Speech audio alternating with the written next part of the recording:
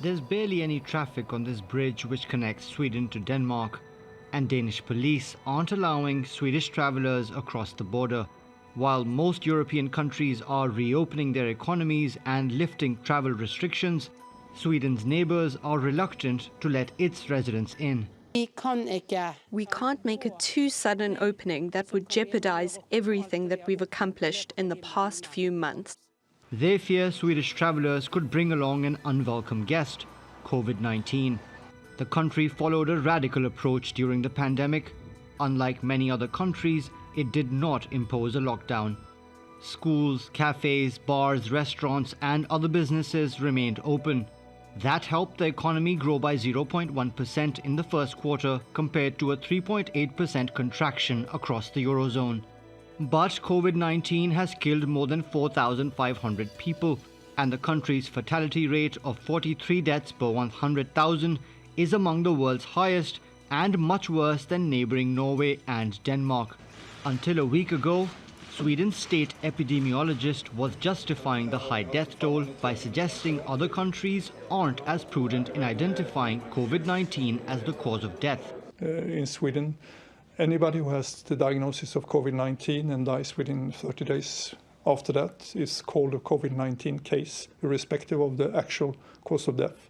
And we know that in many other countries, other ways of counting is used, which gives lower numbers. So to use this only as some kind of indicator of how well the pandemic was handled is, of course, not representing the true picture. Now he's admitted the government's strategy worsened the crisis. Clearly, there is potential for improvement in what we have done in Sweden. If we were to encounter the same illness with the same knowledge that we have today, I think our response would land somewhere in between what Sweden did and what the rest of the world has done. Yet the Swedish government says the prolonged travel restrictions from its neighbours aren't helping to contain the outbreak. Our communicable expert says that that is not a good thing for hindering the spreading of the virus. It's other thing.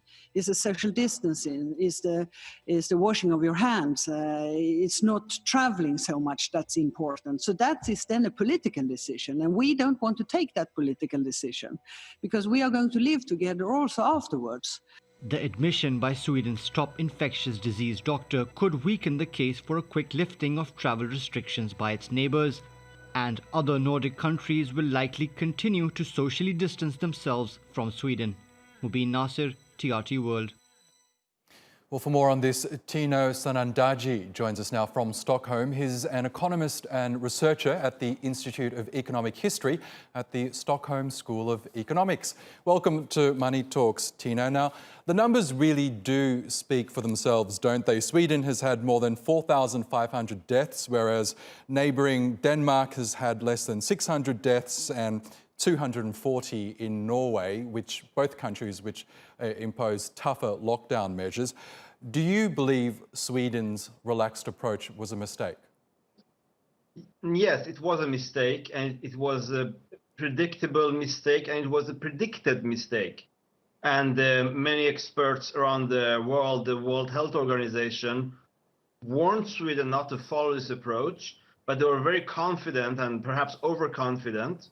And a lot of what they're saying that other countries don't count, we are better at counting, these are excuses. We are also, based on our statistical estimates, we are missing about 15–20% because if you're not tested, we don't test everybody, and you die from COVID-19, you're not in our statistics.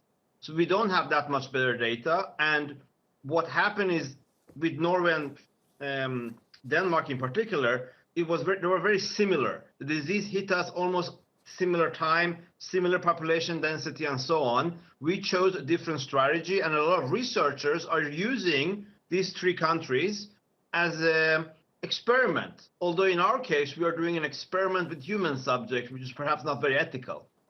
Yes, now part of the rationale behind Sweden's relaxed approach was to spare the Swedish economy. And we know countries that did impose lockdowns suffered greatly in that regard.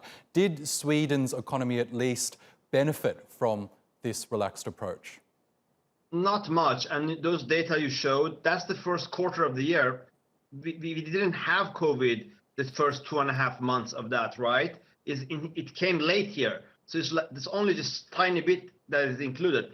Our own estimates, Swedish government estimates, IMF projections, European Commission is that Sweden's economy will shrink as much roughly as Norway and Denmark, about 7-6%.